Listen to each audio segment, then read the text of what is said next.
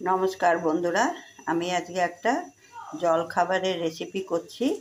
এটা হচ্ছে একটু আলু কুচিয়ে নিয়েছি, একটু ফুলকপি কুচিয়ে নিয়েছি, একটা টমেটো কুচিয়ে নিয়েছি, একটু বিনস কুচিয়ে নিয়েছি, একটু গাজর কুচিয়ে নিয়েছি।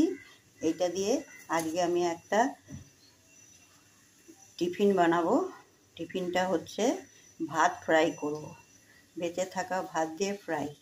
আজকে এটা হেলদি খাবারের মতনই হবে। এর মধ্যে আমি একটু সয়াবিন দিব, পেঁয়াজ দেব, দিয়ে রান্না করব।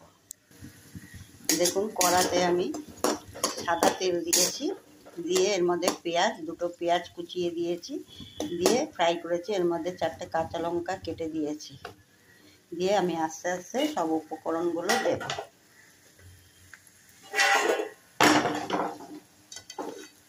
এর মধ্যে আলুটা দিয়ে দিলাম। আমি ওই সব সবজিগুলো এখন একে একে সব দিয়ে দিচ্ছি। দেখুন, আমার সবজিগুলো ফ্রাই হয়ে গেছে। এর মধ্যে আমি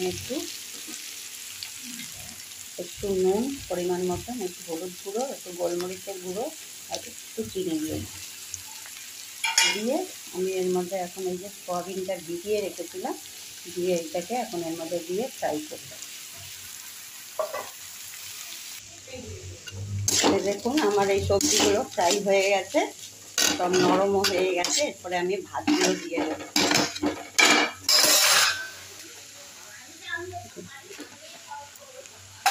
ভাতগুলো দিয়ে এখন আমি ফ্রাই করব।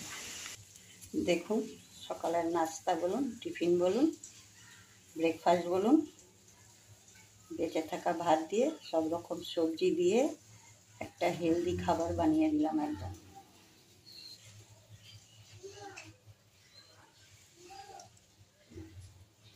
এটা এখন আমরা সকালবেলা খাবো সবাই মিলে,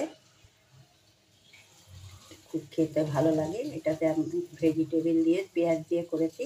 আপনারা চাইলে পেঁয়াজ না দিয়েও করতে পারেন। এখন শীতের টাইমে অনেক রকম সবজি পাওয়া যায়, সব রকম সবজি দিয়ে করবেন, খেতে খুব ভালো লাগে।